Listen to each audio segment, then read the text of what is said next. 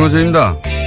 영흥도 앞바다 낚싯배 전복사고 관련해 어제 자유한국당 최고위원회에서 사고 원인을 해경의 VTS 즉 해상교통관제센터의 시스템 문제로 규정하고 정부 여당은 그럼에도 해경의 VTS 예산을 삭감해 퍼주기 복지에 이용한다고 주장했습니다. 한마디로 국민 안전에 관한 예산은 삭감하고 복지 예산으로 퍼주기로 돌렸다는 지적입니다. 이 지적 두 가지 점에서 엉터리입니다. 우선 VTS 예산이 줄어든 것은 경인, 태안, 부산의 VTS 사업이 종료돼 자연적으로 줄어든 겁니다. 그리고 국민 안전 관련 예산 삭감을 지적하면서 정작 국민 안전에 지대한 영향을 미치는 경찰관과 119 특수구조대에 대한 충원은 반대한다는 겁니다. 특히 VTS 예산 삭감이 문제라고 해놓고 VTS 인력과 해경 상황실 충원을 반대하는 건 이게 뭡니까? 최소한의 앞뒤는 맞아야 찬반을 논하고 말고 하는 거죠. 좋겠습니다. 야당은 아무거나 막 반대만 하면 되니까. 부럽다. 김어준의 시샘이었습니다.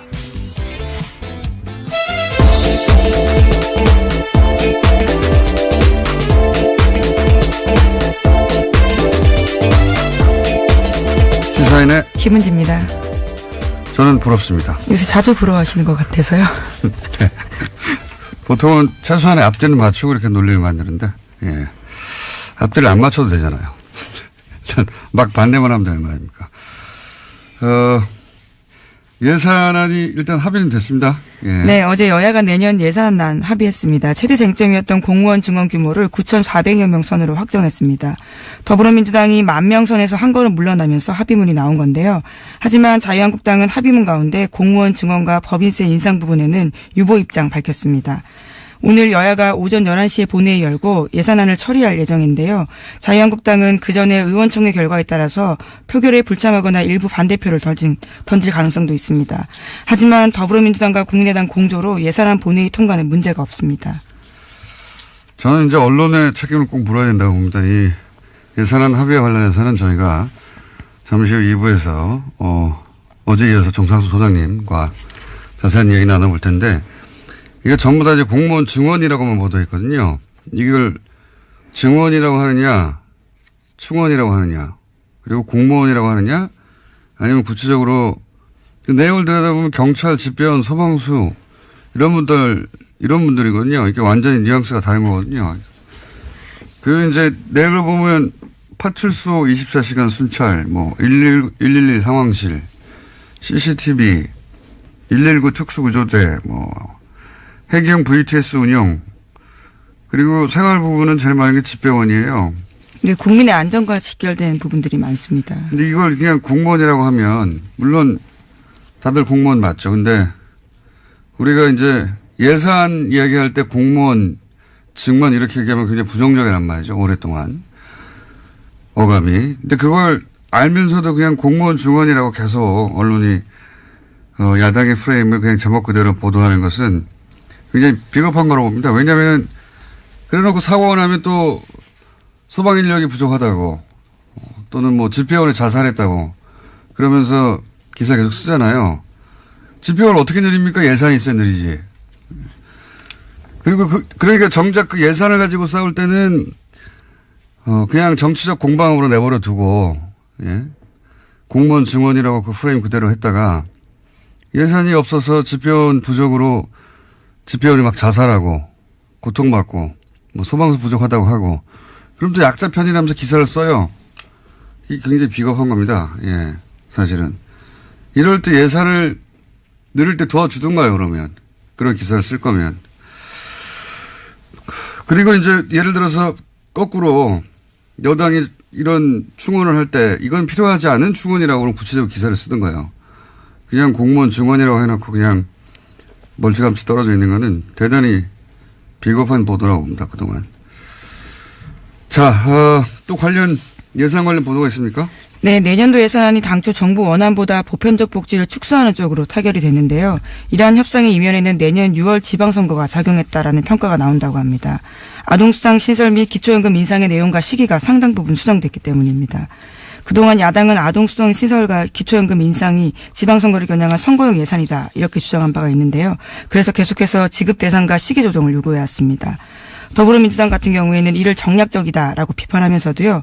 예산안 통과를 위해서 결국 야당의 주장을 받아들였습니다. 그래서 시행 시기도 정부안보다 2개월 늦춰져서 내년 9월부터 실시됩니다.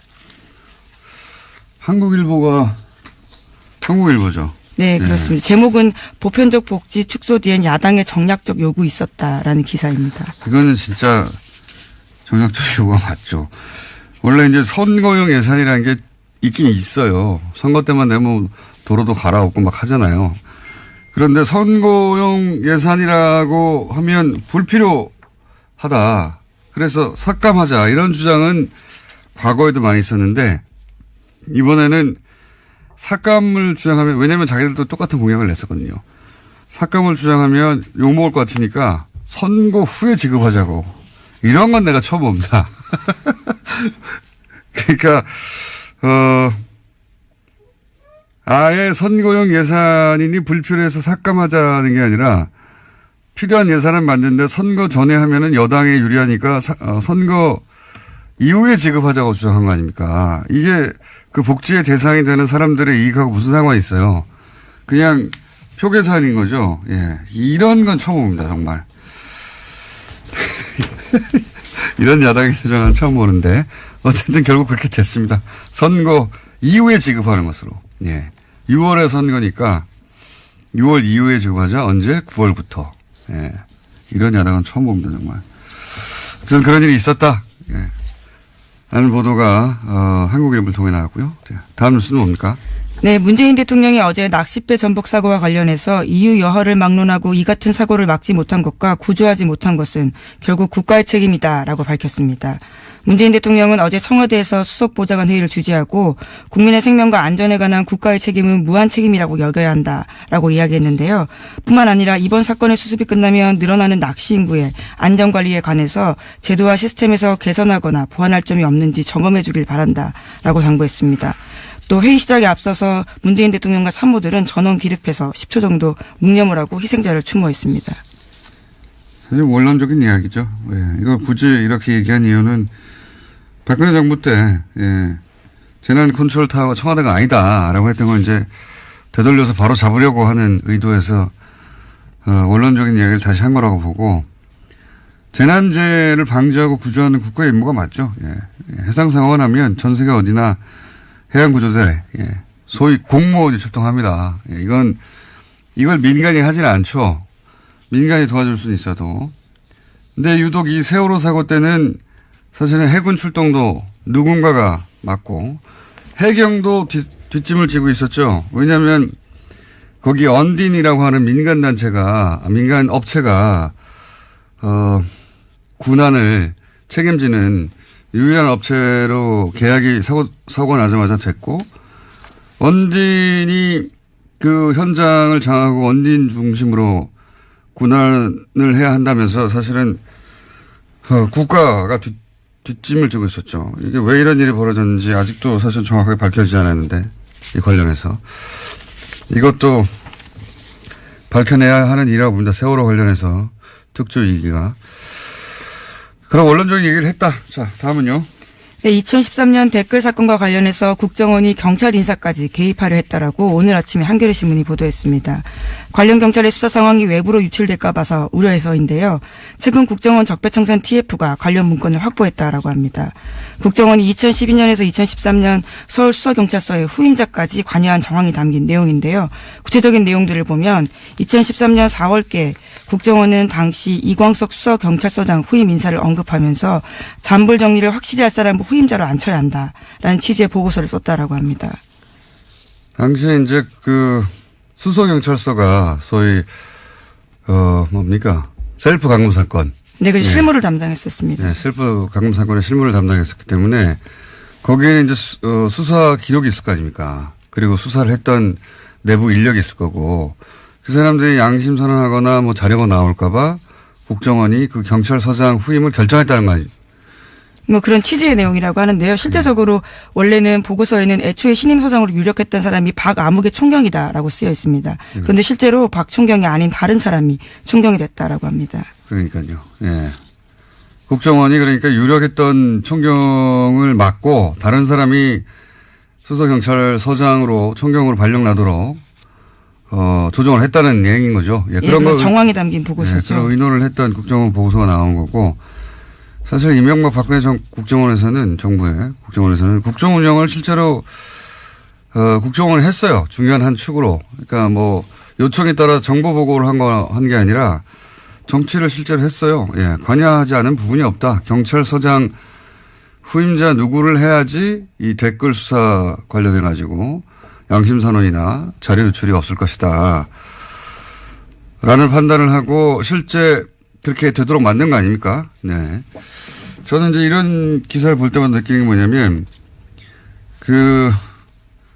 지금 국정원 직원들 말고 이런 시절에 국정원을 거친 오비들, 예, 소위 오비들, 그 사람들이 과거를 잊지 못하고 여전히 민간인 신분에서 영향력을 발휘하려고 하는 그런 시도가 있을 수, 왜냐하면 자기들 머릿속에는 자기들이 이렇게 경찰서장 날리고 누구 날리고 혹은 누구 꽂고 혹은 뭐 방송국에 누구 날리고 누구 넣고 하는 걸 다 했잖아요. 근데 그렇게 예전도 아닙니다. 2012년, 13년 상황인데요.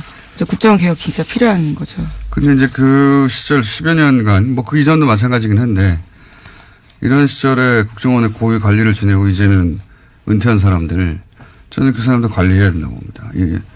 하던 대로 하거든요. 예. 이런 뉴스를 볼 때마다 그런 생각이 들고요. 자, 다음 뉴스는 뭡니까? 실제 그 사람들이 또 댓글 공작에 대규모로 동원됐잖아요. 예. 네, 양지의 사건도 지금 굴러가고 있습니다. 재판받고 있는 중인데요. 자, 네. 다음 뉴스 어떻습니까? 네, 우병우 전 민정수석이 소위 아들 꽃보직 특혜 논란도 있었습니다. 관련해서 어제 법정 증언이 나왔는데요. 경찰 내부 청탁이 있었다라는 겁니다. 어제 증인으로 나온 사람은 백방준 전 특별감찰관보인데 증언에 따르면 당시 백모 서울경찰청 차장 부속실장이 누구로부터 우 전 수석의 아들을 운전병으로 추천받았냐라는 특감 쪽 질문에 대해서 청탁받은 게 맞다라고 이야기했다는 겁니다. 하지만 전화한 사람이 누군지는 밝히지 못한다면서도 내부인이다라고 이야기했다고 합니다.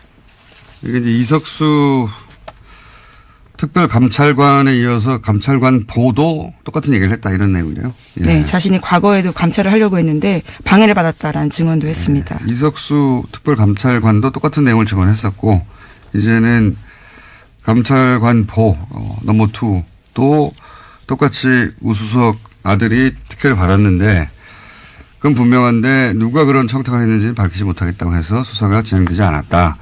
그리고 이 사람들은 다 잘렸으니까요. 그런 다음에. 그리고 그렇게 다 자르는 일에 관여했던 것으로 보이는 사람들, 예, 추명호 전 국장. 국장은 어제가 아니죠. 구속이 됐는데 추 국장에게 이제 지시를 했다고 하는 최 차장. 네, 최은수 전 차장 같은 경우에 왜 영장이 기각됐냐라면서 관련해서 굉장히 토로했다라는 거죠. 관련해서 요 사건과 관련된 일입니다, 결국은. 예. 이 사람들이 왜 잘렸냐면은 이석수 감찰관 이런 사람들이 우병우 전 민정수석이 뭔가 비위가 있다라고, 예, 감찰을 하고 있는데 갑자기 국정원 쪽에서 거꾸로, 이석수 감찰관을 뒷조사를 해서. 네, 불법 사찰했죠. 날려버렸는데 그 건으로 이제 그 정보를 건네준 추명호 국장은 구속이 됐고 그런데 이제 그 지시를 한 우병우 수석의 30년 친구라고 하는 최 전 국정원 차장은 구속이 안 됐고, 예, 이 사안은 저희가 이정열 전 부장판사와 또 잠시 후에 이야기 나눠보겠습니다. 계속 얘기해야 돼요, 이런 사건은. 예, 한 번 얘기하고 끝나는 게 아니라. 자, 다음 뉴스는 뭡니까? 네, 검찰이 최근 김태효 전 청와대 대외전략기획관의 통화 내역을 조회하는 과정에서 수상한 내역을 포착했다라고 합니다. 지난 10월경부터 김 전 기획관이 이명박 정부 청와대 핵심 관계자들과 자주 통화를 했고요. 통화 시간도 평소보다 훨씬 늘었다라는 건데요. 당시는 연재욱 전 사이버사령관과 임관빈 전 국방부 정책실장 그리고 김관진 전 장관까지 검찰 조사 받을 때였습니다. 그렇겠죠, 뭐. 예. 김태효 기획관은 굉장히 중요한 그 위치에 있던 사람입니다. 이 김태효 대외전략기획관이 국정원 그리고 사이버 사령부 뭐 이렇게 댓글 공작을 주로 하던 사람들이 청와대에 들어가면 반드시 만났던 사람이거든요. 예, 청와대 쪽에서 댓글의 방향을 지시하고 또 보고를 받고 하던 그러니까 대통령 바로 아래서 사실은 청와대 내에 댓글 공작을 총지휘했던 사람으로 지금 추정되는 그런 혐의가 있는 사람인데 이제 분류가기 직전에 관계자들하고 열심히 통화했다. 네, 오늘 피의자 신분으로 검찰에 출석합니다. 그렇군요. 틀림없이 구속영장이 청구될 것 같은데 과연 구속영장이 발부될지는 이 관련해서는 다 기각되거나 아니면 발부된 것도 다 뒤집고 있으니까요. 자, 다음 뉴스는 뭡니까? 네, 미국의 러시아 게이트 관련된 소식도 전해드리겠습니다. 지난 대선 당시 트럼프 캠프와 러시아 정부의 유착 관계에서 전미 총기협회가 연결고리 역할을 한 정황이 나왔다라고 뉴욕타임스가 보도했습니다. 전미 총기협회 쪽 인사가 지난해 5월 달에 트럼프 캠프 정책보좌관에게 이메일을 보냈는데요. 내용을 보면 트럼프 후보와 러시아 푸틴 대통령의 만남을 주선할 수 있다라는 제안이 있었다라고 합니다. 이메일 제목은 크렘린 커넥션입니다. 이 전미 총기협회는 미국에서 가장 강력한 로비단체. 그렇죠. 예. 공화당에 가장 많은 그 정치원금을 내는 곳이거든요. 예. 총기협회한테 밑보이고 공화당이 당선될 수는 없다. 이렇게 얘기되는 곳인데 여기가 러시아와 이제 커넥션이 트럼프 캠프 커넥션의 중간 고리였다. 굉장히 오히려 지금 굉장히 충격적인 소식인데 이게 북한과 예를 들어서 특정 캠프와의 커넥션을 북한과 뭐 자유한국당과 커넥션을 그런 성격입니다 지금 보수 최대 이익단체니까요. 그리고 보수 정당이니까 북한과 자유한국당의 커넥션을 정경련이 중간에서 역할을 했다. 그런 정도의 뉴스예요. 예, 실제로. 그리고 또 이 사람 위에도, 예, 이 총기협회 관련해서 연결고리가 계속 나오고 있는데, 이렇게 되면 트럼프와 전미 총기협회가 같이 무너지지 않을까. 무너질까요? 무너지지는 않을 것 같은데, 이 총기협회 조직은 워낙 강력해서. 완전히 새로운 종류의 뉴스가 나온 겁니다. 네. 트럼프가 끝까지 갈 수 있을까요? 자, 이런 뉴스가 있었고요. 하나 정도 더 하고 끝낼 것 같습니다. 제목만. 네. 미국 정부가 팔레스타인의 강력한 반대에도 불구하고 예루살렘을 이스라엘의 수도로 공식 인정할 거라는 관측이 제기되고 있는데요. 이에 따라서 아랍의 긴장감이 고조되고 있습니다. 이 또한 뉴욕타임스 보도인데 지난 2일 현지 시각으로 지난 2일 보도입니다. 트럼프 대통령이 오는 6일쯤에 예루살렘을 이스라엘 수도로 인정할 거다라는 보도가 나왔습니다. 트럼프 사위가 유대인이거든요. 예. 그런 것도 영향을 미친 것 같고 트럼프가 예전부터 이제 예루살렘에 대해서 이스라엘에 대해서 지나친 친이스라엘 정책을 얘기했었는데 이 예루살렘은 그 가보신 분은 아시겠지만 이슬람의 성지기도 하고 예, 개신교의 성지기도 하고 예, 유대교, 아르메니아교 다 거기 있죠. 예. 게다가 예루살렘의 동부 거기가 이제 이슬람 성지고 하는 곳인데 여기를 자기들 마음대로 병합을 했어요. 그러니까 요르단강 서안하고 그때 팔레스타인이 지배하고 있던 지역을 그래놓고 여기를 수도로 한다고 이제 계속 주장하고 있는 거예요. 예, 실제로는 현재 수도가 아닌데 미국 정부는 이걸 인정 안 했거든요. 왜냐하면 그렇게 되면 영원히 거기 있는 팔레스타인하고는 그 소위 양국 모두 인정하는 정책이란 말이죠. 미국에서는. 예. 양국 체제를 인정하는. 물론 뭐 이스라엘은 가둬놓고 있지만 벽 안에 가둬놓고 있긴 한데 이렇게 되면 그 주변에 있는 아랍 국가들이 예. 인정할 수가 없죠. 병합을. 전쟁하자는 얘기죠. 거기에 자기들 성지도 있는데 전쟁하자는 얘기인데 그걸 이제 트럼프가 밀어붙이려고 한다. 그런 뉴스가 있다 이건데 정말로 이 지역에서 전쟁을 원하는 건지는 모르겠어요. 예. 트럼프는 대선 당시에도 관련된 공약을 한 바가 있습니다. 이 아랍 쪽에서 전쟁을 하고 무기를 팔아먹고 이런 계산하는 걸까요? 전쟁을 원하는 것 같다는 생각도 합니다. 네. 이 뉴스는 저희가 따로 한번 다뤄보겠습니다. 국제 시간에. 시사인의 김은지였습니다. 감사합니다. 자, 바로 이어서 미니 저희의 영장 해설 전담 판사 이정열 전 부장판사님 어제 이어서 연결됐습니다. 법무법인 동안의 변호사 아니고 사무장으로 계신 분입니다. 안녕하십니까? 예, 공장장님 자주 뵈니까 좋습니다. 아니 근데 이 사안은 다른 곳에서는 얘기를 안 해가지고요.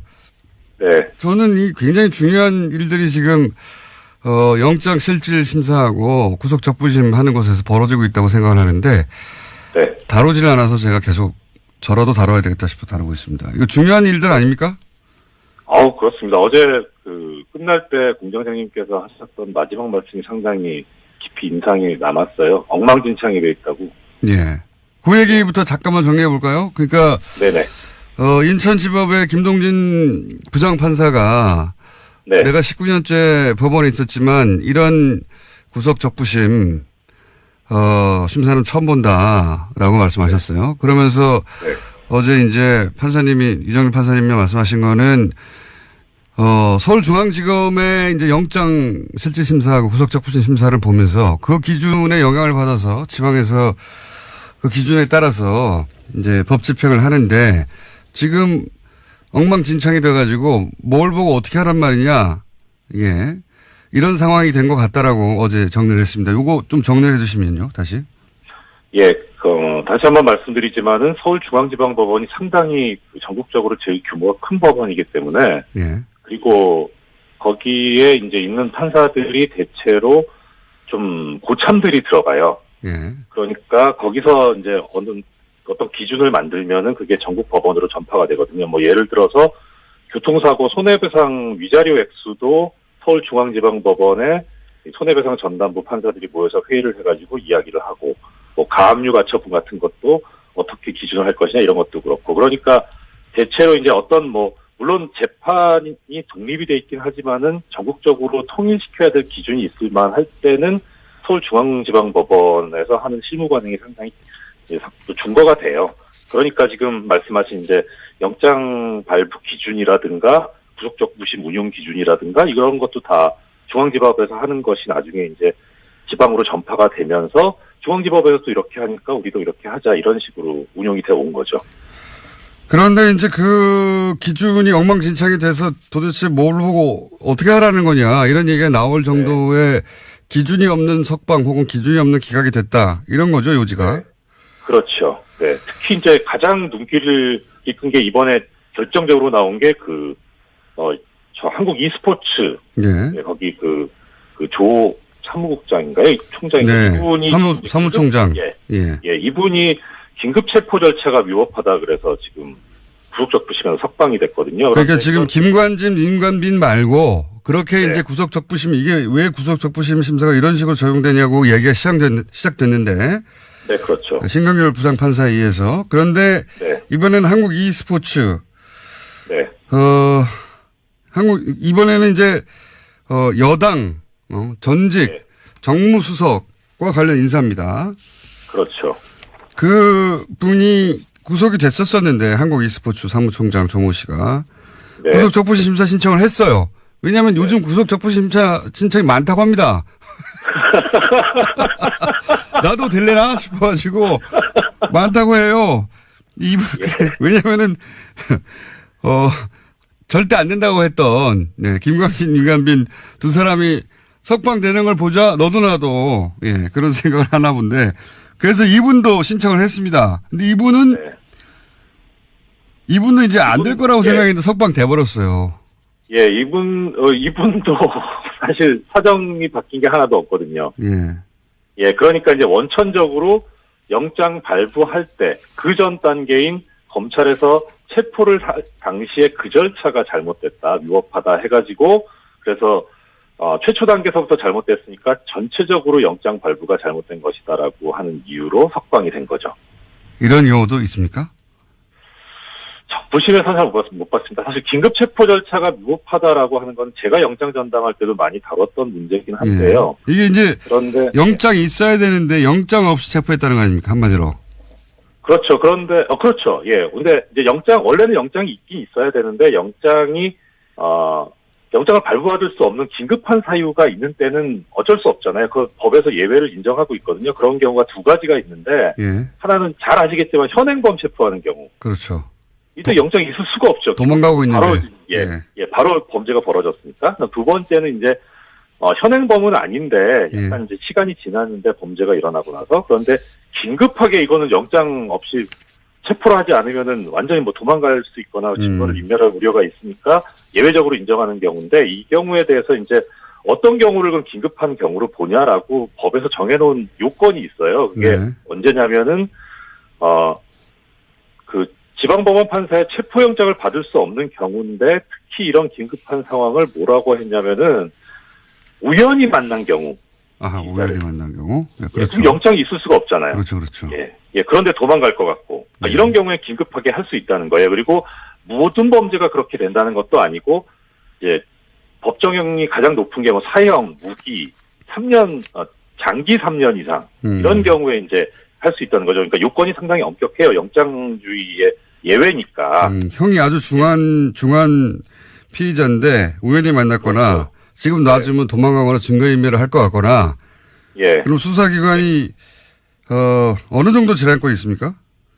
그러니까 여기에 대해서 사실 법상으로 보면 재량권이 전혀 없어요. 법에 그냥 우연히 발견한 경우 이런 식으로 돼 있거든요. 예. 근데 이렇게 되면은 우연히 발견한 경우라는 게 사실 그렇게 지극히 드문 경우이기 때문에 이걸 그대로 법대로 적용을 하면 이게 법이 있으나마나한 이런 조항이 그렇죠. 되버리니까 이게 좀 역사적인 걸 볼 필요가 있는 게 이 긴급 체포라는 게 나오기 전께 긴급 구속이라는 게 있었어요, 예전에. 예.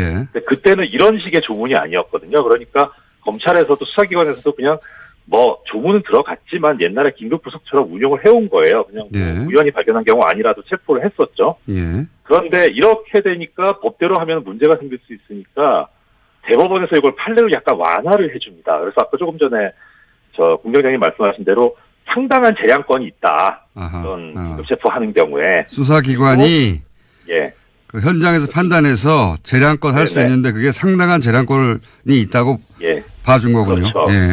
그리고 그 다음에 이 상당한 재량권이 있는데 이렇게 재량권을 가지고 판단을 했을 때 그게 현저하게 합리성을 잃은 경우에는 긴급 체포가 위법하다 이렇게 판례가 완화를 해줍니다. 이게 2002년도에 최초에 나온 판례예요. 그렇군요. 그러니까 결국 법을 그대로 운영하면은 문제가 생길 수 있으니까 판례가 완화를 해줬는데 그런데 정말 법대로 하면 이제 문제가 있긴 있거든요. 그러니까 이번에 이 e스포츠 사무총장이 석방된 거는 정말 그대로 법대로 했다고 볼 수는 있어요. 그렇게 말하면. 조문대로. 법대로 했다고. 근데 그게 이미 2002년에 그 법대, 소위 그 조문대로만 하면 사실 다 풀어줘야 되니까 수사기관에게 상당한 재량권을 줬는데 이번에는 거꾸로 상당한 재량권을 뺏어버린 거군요. 말하자면 법대로 해가지고. 그렇죠. 그 조문이 있긴 있지만 사실은 현실과는 다른 이때까지 한 10여 년 이상 없었던 판결을 내린 거는 마찬가지네요. 거의 없었죠. 이런 경우가. 그러니까 이제 지적하고 싶은 건 뭐냐면 법대로 운영할 수도 있어요. 할 수도 있는데 문제는 이제 영장전담 판사가 영장을 발부를 했잖아요. 그러면은 그 발부할 때 그때도 긴급체포 위법 얘기가 나왔었다고 하거든요. 그러니까 그때는 그러면은 보니까 문제는 있긴 있는 것 같은데 이게 상당한 재량권을까지도 넘어선 거냐. 그러니까 현저하게라는 게 뭐냐면 누가 봐도 명백한 거거든요. 그러니까 누가 봐도 명백하게 이게 불합리한 거냐, 체포가. 이런 정도까지 돼야 되는데 아무리 지금 요새 서울중앙지법 영장판사들이 이상한 결정들을 하지만 이거 판사 기본이거든요. 그야말로. 그러니까 그런데도 불구하고 영장이 나왔다는 거는 좀 약간 이상하긴 해도 현저하게 명백하게 이상하지는 않다. 이렇게 봤다고 보는 게 맞죠. 판사님, 자꾸 이제 법리적으로 해석하시는데. 네, 이거는 제가 보기에는 이쪽 풀어줬으니까 이쪽도 풀어준 겁니다. 그러고 그것도 그 말씀도 맞고 더 나가서 걱정스러운 거는 이제 향후에 이 긴급 체포가 된 사람들이 워낙 많기 때문에 예를 들어서 대상은 아니지만 최순실 같은 경우에도 긴급 체포됐었거든요. 그러면 이 사유를 들어가지고 보석 청구하면 받아줘야 될 거예요. 판사님, 내일 네. 또 하셔야 될 것 같습니다. 오늘 여기까지 하고. 시간이 빨라요. 네. 10분 이내 끝나려고 했는데 10분이 지났어요. 자, 그러니까 요지는 그런 거네요. 이번에 석방된 사람은 이번에는 이제 전병헌 수석과 관련한 사건인데 이거는 긴급 체포라고 하는 문건으로만 따지면 예, 문자 그대로만 따지면 풀어줄 수도 있는 사건이긴 한데 이미 2002년 판례로 수사기관에 상당한 재량권을 주어서 더 이상 긴급 체포를 하고 영장이 발부된 사람을 구속 적부심을 풀어주는 예가 없는데 이번에 네. 또 풀어줬다. 예. 네. 이거는 이제 왜 김관진 인관비만 풀어주냐 저쪽 사람들만 얘기를 들을까봐 이쪽도 저는 그리고 풀어준 향후에 거다. 포석이다. 네, 풀어준 것이고 향후에 또 이런 식으로 긴급 체포가 된 사건이 있을 경우에는 계속 풀어줄 수 있는 근거를 마련하였다. 예. 네. 그러면 탁월하십니다. 검찰 입장에서는 이렇게 긴급 체포를 못 하는 거죠. 뭐 눈치 부담이 되는 거죠. 부담이. 예. 부담이 되죠. 네. 아주 나쁜 판결이 또 하나 나왔고요. 예. 이 사안은 내일도 또 다뤄보겠습니다. 감사합니다. 알겠습니다. 예, 안녕히 계십시오. 고맙습니다. 법무법인 동안 변호사님 사무장 이정열 전 부장판사였습니다. 변호사입니다. 영흥도 앞바다 낚싯배 전복 사고 관련해 어제 자유한국당 최고위원회에서 사고 원인을 해경의 VTS 즉 해상교통관제센터의 시스템 문제로 규정하고 정부 여당은 그럼에도 해경의 VTS 예산을 삭감해 퍼주기 복지에 이용한다고 주장했습니다. 한마디로 국민 안전에 관한 예산은 삭감하고 복지 예산으로 퍼주기로 돌렸다는 지적입니다. 이 지적 두 가지 점에서 엉터리입니다. 우선 VTS 예산이 줄어든 것은 경인, 태안, 부산의 VTS 사업이 종료돼 자연적으로 줄어든 겁니다. 그리고 국민 안전 관련 예산 삭감을 지적하면서 정작 국민 안전에 지대한 영향을 미치는 경찰관과 119 특수구조대에 대한 충원은 반대한다는 겁니다. 특히 VTS 예산 삭감이 문제라고 해놓고 VTS 인력과 해경 상황실 충원을 반대하는 건 이게 뭡니까? 최소한의 앞뒤는 맞아야 찬반을 논하고 말고 하는 거죠. 좋겠습니다. 야당은 아무거나 막 반대만 하면 되니까. 부럽다. 김어준의 시샘이었습니다.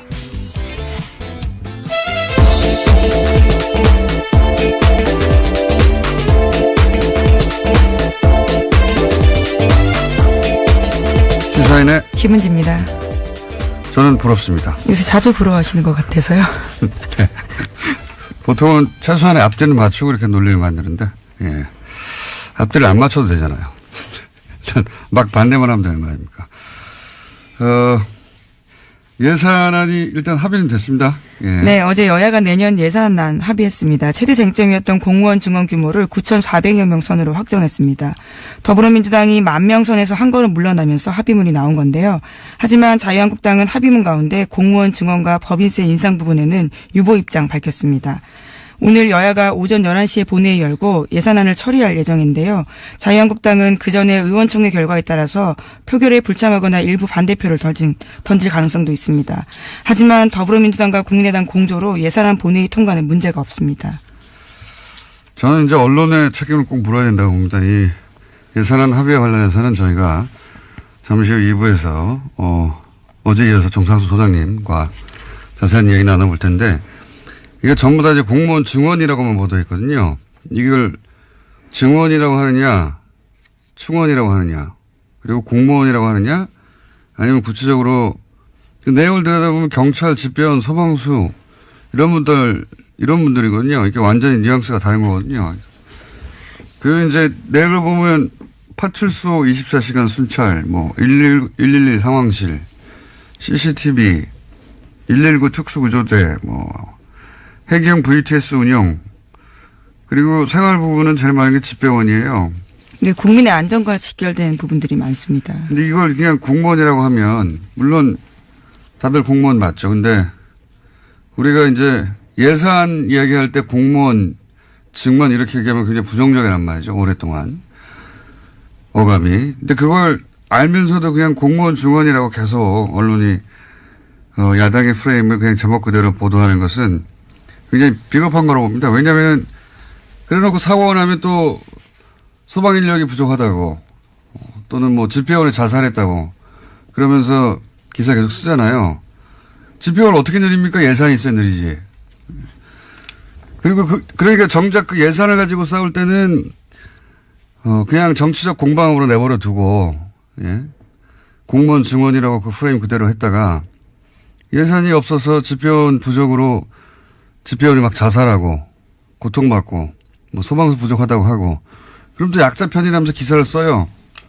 이게 굉장히 비겁한 겁니다. 예. 군안을 해야 한다면서 사실은 국가가 뒷짐을 지고 있었죠. 이게 왜 이런 일이 벌어졌는지 아직도 사실 정확하게 밝혀지지 않았는데 이 관련해서 이것도 밝혀내야 하는 일이라고 봅니다. 세월호 관련해서 특조 2기가. 그럼 원론적인 얘기를 했다. 자, 다음은요. 네, 2013년 댓글 사건과 관련해서 국정원이 경찰 인사까지 개입하려 했다라고 오늘 아침에 한겨레 신문이 보도했습니다. 관련 경찰의 수사 상황이 외부로 유출될까 봐서 우려해서인데요. 최근 국정원 적폐청산 TF가 관련 문건을 확보했다라고 합니다. 국정원이 2012년에서 2013년 서울수서경찰서의 후임자까지 관여한 정황이 담긴 내용인데요. 구체적인 내용들을 보면 2013년 4월께 국정원은 당시 이광석 수서경찰서장 후임 인사를 언급하면서 잔불 정리를 확실히 할 사람 후임자로 앉혀야 한다라는 취지의 보고서를 썼다라고 합니다. 당시에 이제 그 수서경찰서가 소위 뭡니까 셀프 강금 사건. 네, 그 실무를 담당했었습니다. 네, 셀프 강금 사건의 실무를 담당했었기 때문에 거기에는 이제 수사 기록이 있을 거 아닙니까? 그리고 수사를 했던 내부 인력이 있을 거고 그 사람들이 양심 선언하거나 뭐 자료가 나올까봐 국정원이 그 경찰서장 후임을 결정했다는 거 아니에요? 뭐 그런 취지의 내용이라고 하는데요. 실제적으로 원래는 보고서에는 애초에 신임 소장으로 유력했던 사람이 박아무개 총경이다라고 쓰여 있습니다. 그런데 실제로 박 총경이 아닌 다른 사람이 총경이 됐다라고 합니다. 그러니까요. 예. 국정원이 그러니까 유력했던 총경을 맡고 다른 사람이 수서경찰서장으로 총경으로 발령나도록 조정을 했다는 얘기인 거죠. 예, 그런 거 정황이 담긴 보고서죠. 예, 그런 의논을 했던 국정원 보고서가 나온 거고 사실 이명박 박근혜 국정원에서는 정부의 국정원에서는 국정 운영을 실제로 국정원을 했어요. 중요한 한 축으로. 그러니까 뭐 요청에 따라 정보 보고를 한 게 아니라 정치를 실제로 했어요. 예, 관여하지 않은 부분이 없다. 경찰서장 그 복지의 대상이 되는 사람들의 이익하고 무슨 상관이 있어요. 그냥 표 계산인 거죠. 예, 이런 건 처음 봅니다. 정말. 이런 야당의 주장은 처음 보는데 어쨌든 결국 그렇게 됐습니다. 선거 이후에 지급하는 것으로. 예. 6월에 선거니까 6월 이후에 지급하자. 언제? 9월부터. 예. 이런 야당은 처음 봅니다. 정말. 어쨌든 그런 일이 있었다. 예. 라는 보도가 한국일보를 통해 나왔고요. 다음 뉴스는 뭡니까? 네, 문재인 대통령이 어제 낚싯배 전복 사고와 관련해서 이유 여하를 막론하고 이 같은 사고를 막지 못한 것과 구조하지 못한 것은 결국 국가의 책임이다라고 밝혔습니다. 문재인 대통령은 어제 청와대에서 수석보좌관 회의를 주재하고 국민의 생명과 안전에 관한 국가의 책임은 무한 책임이라고 여겨야 한다라고 이야기했는데요. 뿐만 아니라 이번 사건의 수습이 끝나면 늘어나는 낚시 인구의 안전관리에 관해서 제도와 시스템에서 개선하거나 보완할 점이 없는지 점검해 주길 바란다라고 당부했습니다. 또 회의 시작에 앞서서 문재인 대통령과 참모들은 전원 기립해서 10초 정도 묵념을 하고 희생자를 추모했습니다. 사실 원론적인 이야기죠. 예. 이거 굳이 이렇게 얘기한 이유는 박근혜 정부 때 재난 컨트롤 타워가 청와대가 아니다라고 했던 걸 이제 되돌려서 바로 잡으려고 하는 의도에서 원론적인 이야기를 다시 한 거라고 보고 재난재해를 방지하고 구조하는 국가의 임무가 맞죠. 예. 해상 상황을 하면 전 세계 어디나 해양구조대, 소위 공무원이 출동합니다. 예. 이걸 민간이 하지는 않죠. 민간이 도와줄 수는 있어도. 근데 유독 이 세월호 사고 때는 사실은 해군 출동도 누군가가 맡고 해경도 뒷짐을 지고 있었죠. 왜냐하면 거기 언딘이라고 하는 민간 업체가 군안을 책임지는 유일한 업체로 계약이 사고가 나자마자 됐고 언딘이 그 현장을 장악하고 언딘 중심으로 사실은 이럴 때 예산을 늘릴 때 도와주든가요. 그러면 그런 기사를 쓸 거면. 그리고 이제 예를 들어서 거꾸로 여당이 이런 충원을 할 때 이건 필요하지 않은 충원이라고 구체적으로 기사를 쓰던 거예요. 그냥 공무원 증언이라고 해놓고 그냥 멀찌감치 떨어져 있는 거는 대단히 비겁한 보도라고 봅니다. 그동안. 자, 또 예산 관련 보도가 있습니까? 네, 내년도 예산안이 당초 정부 원안보다 보편적 복지를 축소하는 쪽으로 타결이 됐는데요. 이러한 협상의 이면에는 내년 6월 지방선거가 작용했다라는 평가가 나온다고 합니다. 아동수당 신설 및 기초연금 인상의 내용과 시기가 상당 부분 수정됐기 때문입니다. 그동안 야당은 아동수당 신설과 기초연금 인상이 지방선거를 겨냥한 선거용 예산이다 이렇게 주장한 바가 있는데요. 그래서 계속해서 지급 대상과 시기 조정을 요구해왔습니다. 더불어민주당 같은 경우에는 이를 정략적이다라고 비판하면서도요. 예산안 통과를 위해서 결국 야당의 주장을 받아들였습니다. 그래서 시행 시기도 정부안보다 2개월 늦춰져서 내년 9월부터 실시됩니다. 한국일보죠. 네, 그렇습니다. 네. 제목은 보편적 복지 축소 뒤엔 야당의 정략적 요구 있었다라는 기사입니다. 이거는 진짜 정략적 요구가 맞죠. 원래 이제 선거용 예산이라는 게 있긴 있어요. 선거 때만 되면 도로도 갈아엎고 막 하잖아요. 그런데 선거용 예산이라고 하면 불필요하다.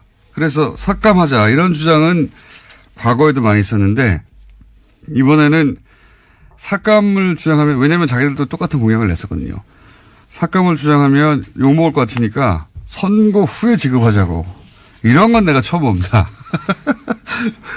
그러니까 아예 선거용 예산이니 불필요해서 삭감하자는 게 아니라 필요한 예산을 만드는데 선거 전에 하면은 여당에 유리하니까 선거 이후에 지급하자고 주장한 거 아닙니까? 이게